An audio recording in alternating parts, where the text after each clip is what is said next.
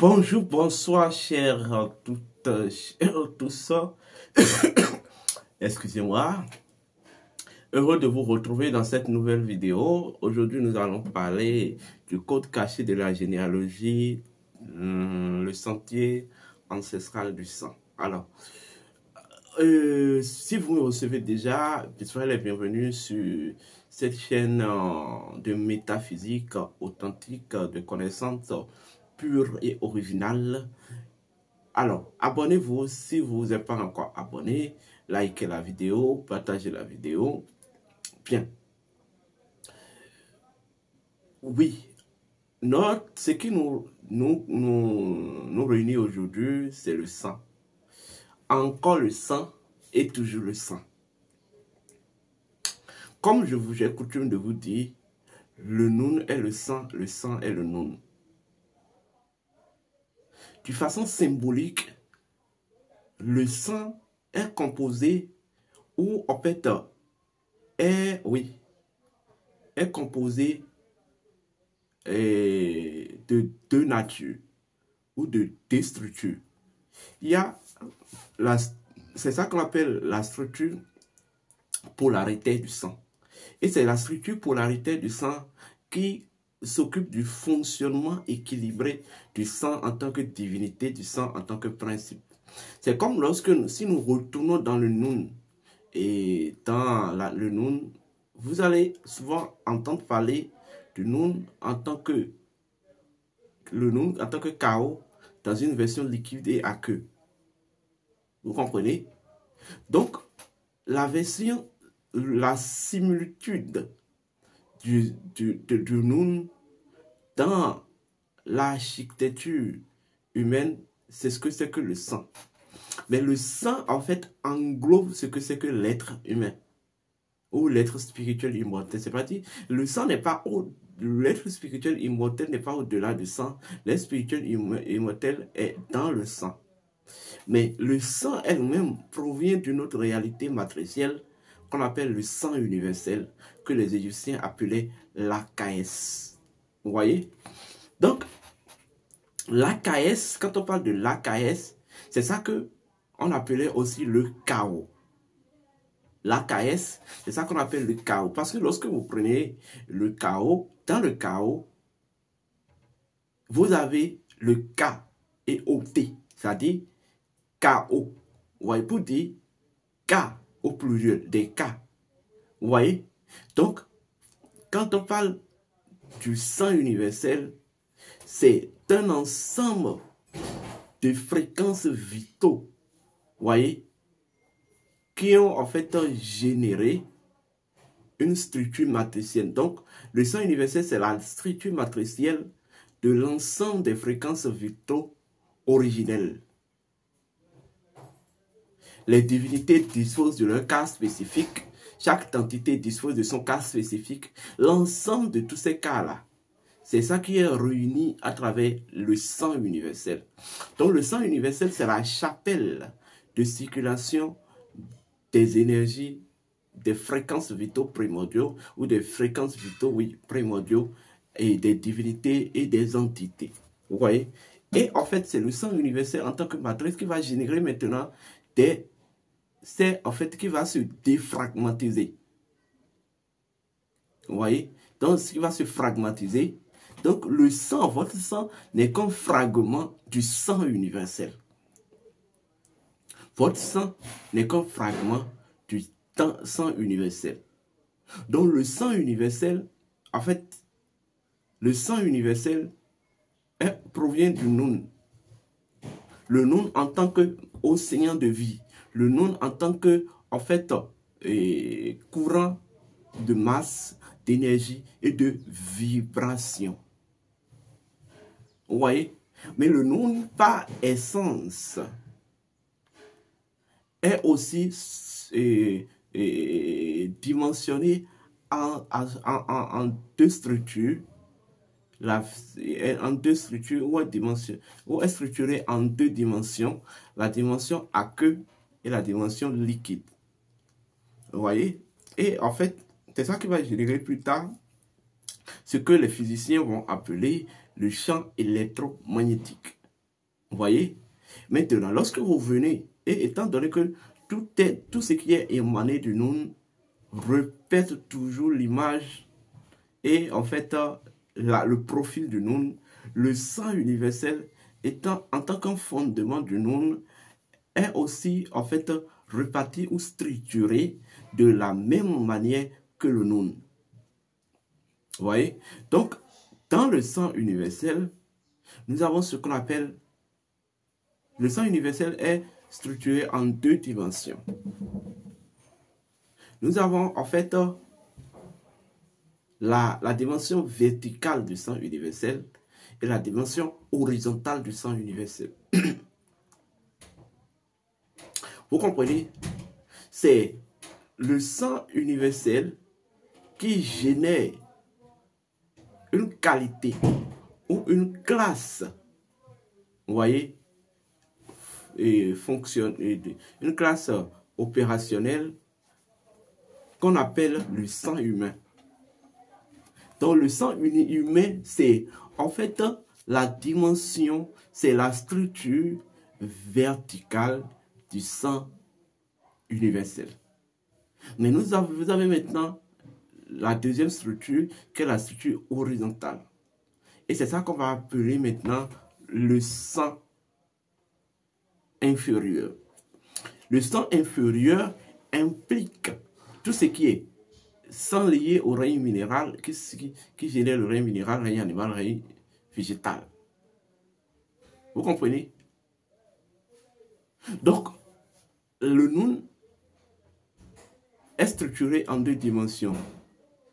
Est structuré en deux versions. Version aqueuse et version liquide.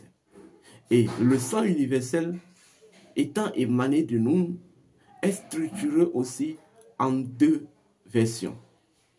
Version horizontale, version verticale.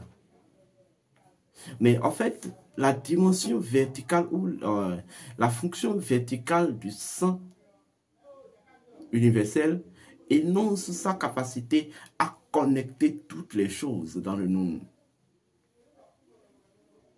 Vous voyez?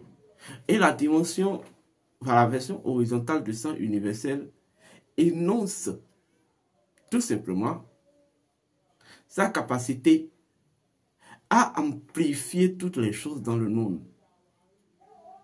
Et c'est ça qui va générer plus tard cette loi que les anciens appellent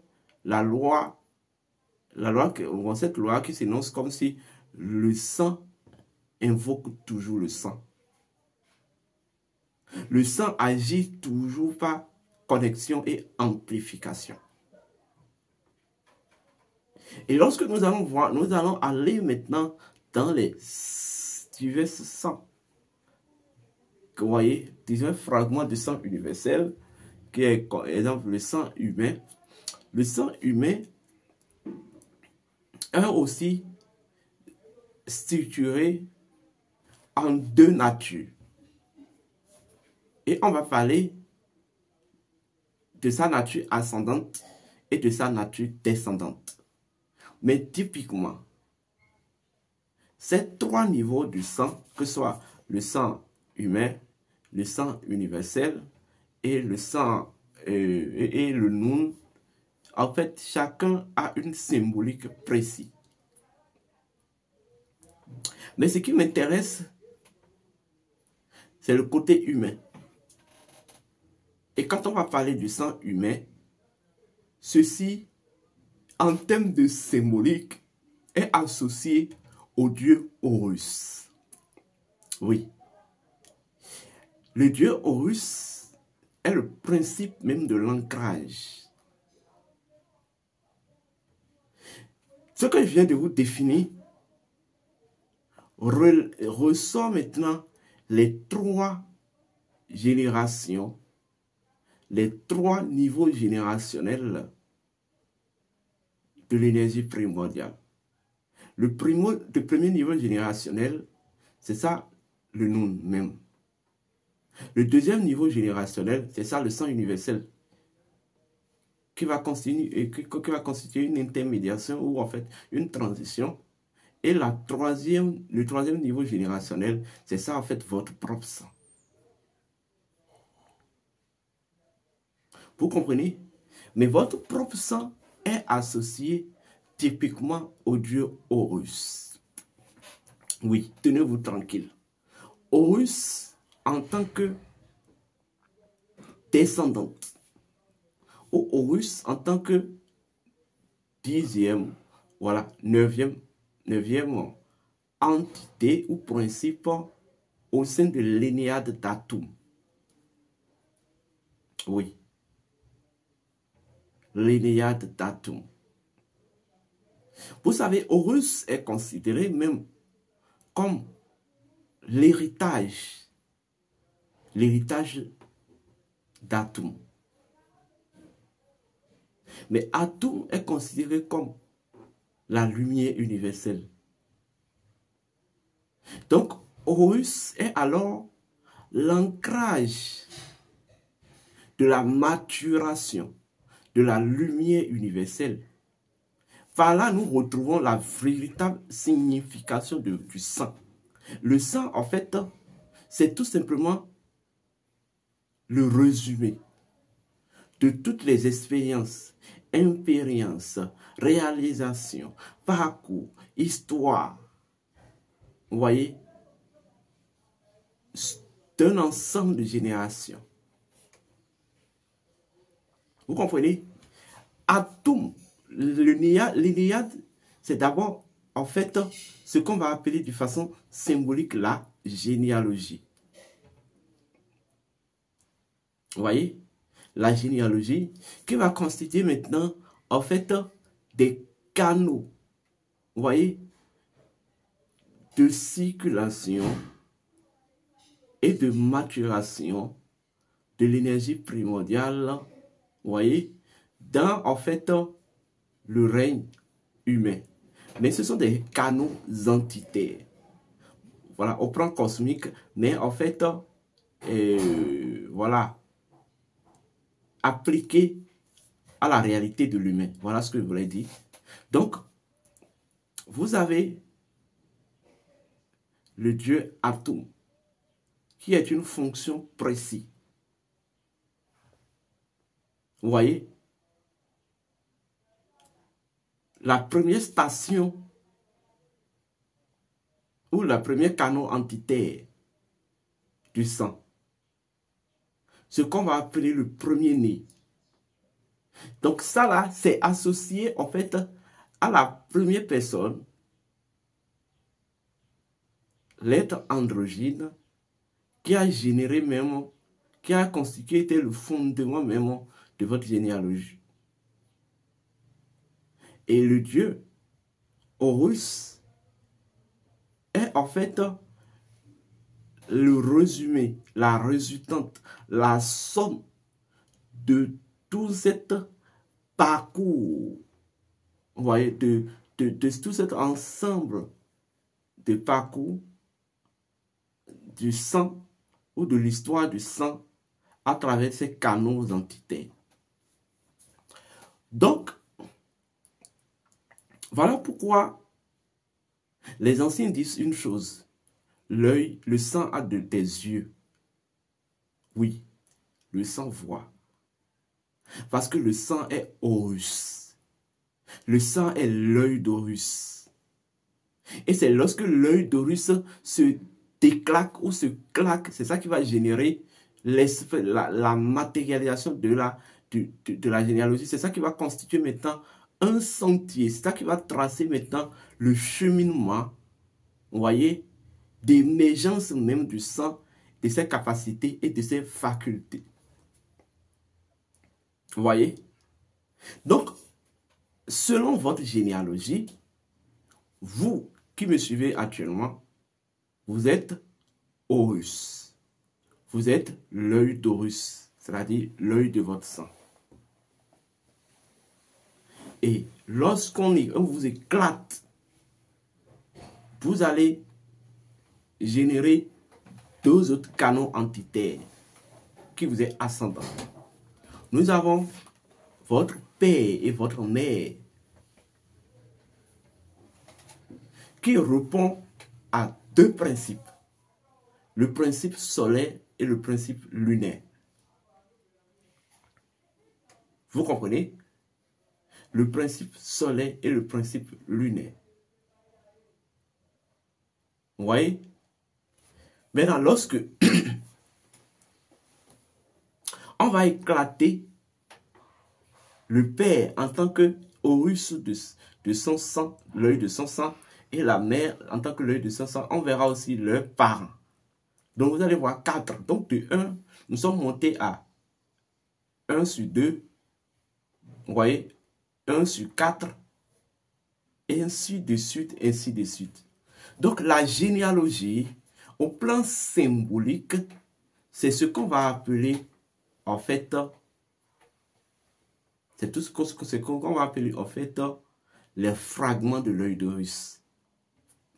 Or, l'œil d'Horus, comme je vous l'ai dit, c'est l'héritage de la lumière primordiale. C'est l'ancrage de l'énergie primordiale. L'œil d'Horus, c'est tout simplement l'ancrage. C'est la synthèse, c'est la matérialisation de l'énergie de vie universelle. C'est le point d'équilibre. Vous voyez? Au sang. Vous voyez? Qui doit circuler dans ces canaux entitaires afin de venir se stabiliser. Donc, vous êtes la version stable et actuelle de votre sang. Vous êtes Horus de votre sang. Vous êtes l'œil de votre sang. Vous voyez?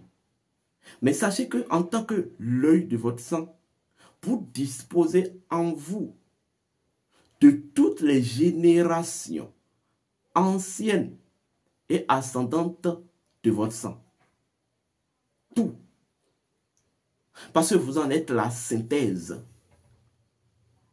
Et il y a un mot secret par lequel vous pouvez invoquer la généalogie, l'entité spirituelle généalogique de votre sang. Parce que chaque personne dans ce sang, dans cette histoire, dans cette histoire ou dans ce cheminement du sang, incarne une entité et un principe précis qui joue un rôle fondamental et inhérent dans votre vie. Bien, nous avons le père et la mère qui représentent le principe solaire et lunaire. Vous voyez? Vous avez, après ça, les tantes qui sont des alliés générationnels du père et de la mère, puisque le père, voilà, très bien, voilà où j'en venais. Le père et la mère représentent le principe solaire et lunaire dans votre lignée du sang. Vous voyez? Et en fait, leur fusion donnera un cycle intégral qu'on va appeler une génération. En fait, une progéniture générationnelle dont vous en êtes en fait le repère ou le pilier. Vous comprenez? Donc, une génération est la synthèse d'un cycle solaire et d'un cycle lunaire. 33 ans. Vous comprenez? Or, 33, c'est un ancien chiffre du dieu Horus. Or, quand on parle de le cycle connu au soleil, c'est le 11 ans. Le cycle connu à la lune, c'est 22 ans. Donc, vous êtes en fait le produit même d'une fonction soleil et d'une fonction lunaire de votre sang. Vous comprenez? Maintenant, votre tante, quel que soit le côté, représente l'énergie tellurique de votre sang. Par contre, vos oncles représentent l'énergie cosmique de votre sang. Ça veut dire quoi? Sang. En fait, le poids énergétique des oncles Vous ne pouvez pas vivre une certaine expansion, une certaine pérennité dans votre existence. Sans le poids et l'apport énergétique, quoi qu'on dise, de vos tentes dans votre vie, vous ne pouvez pas vivre une certaine fécondité, une certaine richesse et autres dans votre existence. Vous voyez, cela ne dépend pas des jugements, ne rentrez pas dans les jugements. Je ne vous dis pas non plus d'adorer les gens, mais je vous révèle un secret inhérent. Lorsque vous connaissez le mot de passe par lequel vous pouvez invoquer la généalogie, c'est-à-dire l'entité spirituelle généalogique de votre sang, et lorsque vous connaissez, vous l'utilisez, tous les principes que représente chaque individu ascendant dans votre sang va constituer maintenant des forces et des capacités pour vous dans votre réussite existentielle. Que ce soit sur le plan spirituel comme sur le plan matériel. Vous comprenez? Donc, il existe un nom secret. Un nom secret par lequel vous pouvez invoquer l'entité spirituelle généalogique de votre sang. Et en fait, tout comme Horus ou Thoth qui doit réunir les morceaux de l'œil d'Horus afin d'en constituer, de reconstituer Horus, lorsque vous invoquez cette entité-là, cette entité va vous aider à assembler toutes les facultés et fonctions que représente chaque instance généalogique du sang autour de vous. Et lorsqu'elle vous fera venir, vous allez pratiquer maintenant la Eka, c'est-à-dire combiner tout cela afin de générer une force magique terrible dans votre existence. Vous ne pouvez pas réussir sans maîtriser la magie de l'entité, ou en fait sans maîtriser en fait la magie assise sur l'entité spirituelle généalogique du sang. C'est ce que je veux vous dire en fait. D'autres me diront, mais j'ai connu des ancêtres idiotes, et vous entendez de ces politiciens qui viennent nous raconter que voilà, et que voilà, vos ancêtres ont eu tort parce qu'ils ont vendu leurs frères, ils ont vendu les... Je pense que c'est faux. Ça va, cette histoire, c'est faux. Si vos ancêtres ont eu tort, alors, ça veut dire que vous avez tort. Puisque vous êtes celui qui est censé défendre, en fait, l'histoire de ces ancêtres-là aujourd'hui. Mais si le fruit commence à juger l'arbre, ça veut dire que le fruit elle-même est mauvaise. Ça, moi, je ne fais pas de la politique, mais je suis un métaphysicien. En tant que métaphysicien, je me dois quand même de rectifier certaines choses quand elles ne cadrent pas avec certains principes naturels. Le fruit ne juge pas l'arbre. Cela ne veut pas dire qu'il ne faut pas fixer la responsabilité, la loi de la responsabilité, mais le fruit ne juge pas l'arbre. Vous êtes l'actuel de vos ancêtres. Vous êtes la version actuelle de vos ancêtres. Donc c'est en mobilisant les facultés, vous voyez, généalogiques, ou bien en fait ancestrales, reparties sur ce sentier qu'on appelle l'allié généalogique. C'est en les mobilisant de façon rituelique et en les combinant par la Eka que vous pouvez en fait claquer les codes, épuiser leur énergie, leur lumière et réussir votre vie. C'est une magie extraordinaire. Je dis bien, c'est une magie extraordinaire. En son temps, je vais organiser un rituel sur ça. Je vais organiser en fait une formation là-dessus. Mais apprenez, d'abord connaissez, il faut aller vous renseigner sur la généalogie de votre sang. Vous comprenez? Le premier-né de votre sang, de votre famille, c'est celui qu'on va appeler le atome de la famille. Celui qui a initié la lumière dans cette lignée. Vous voyez? Vitale qui donnera plus tard votre génération. Vous comprenez? Donc, c'est ça, en fait. Donc, il ne vous servira à rien de juger les gens. Il ne vous servira absolument à rien. J'ai envie, pour finir, de faire un petit exercice avec vous. La lignée généalogique ou la généalogie se remonte à 9 liées générationnelles.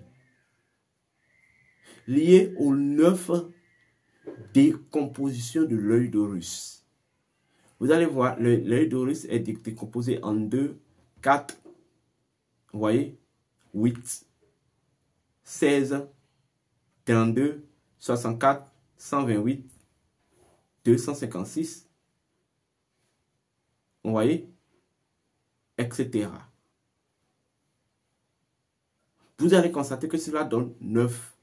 Bon, on essaye d'extraire un typiquement pour certaines raisons. Et ça revient au 8, sinon c'est 9. Et c'est le 9e qui va être perdu et qu'on va retrouver plus tard ou bien qu'on va essayer de générer. C'est ça le 512. Le 512e ou le 512 fraction de l'œil d'Horus. Donc c'est lorsqu'on réunit les 8 autres qu'on génère la 512e fraction pour créer maintenant, en fait, matérialiser maintenant l'ensemble des forces, capacités, pouvoirs, vous voyez, généalogiques,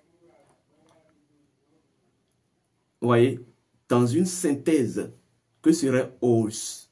Horus, l'œil d'Horus en tant que l'œil du sang, en tant que l'ancrage du sang, en tant que pouvoir créatrice du sang. Donc, lorsque vous maîtrisez la magie dont je parle, vous allez générer dans votre vie, où votre sang va vous léguer son pouvoir créateur.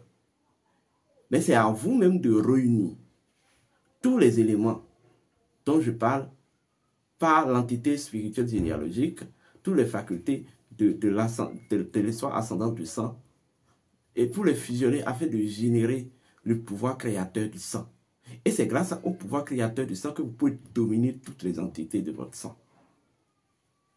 C'est grâce au pouvoir créateur du sang que vous pouvez, en fait, je veux dire, effacer certains karmas historiques du sang et créer, en fait, un cycle de providentialité, une psychologie de providentialité infinie et illimitée dans l'histoire du sang. Je ne sais pas si vous me comprenez. Chaque enfant dans un sang représente une responsabilité du sang et de son égrégore. Une responsabilité représente en fait une entité.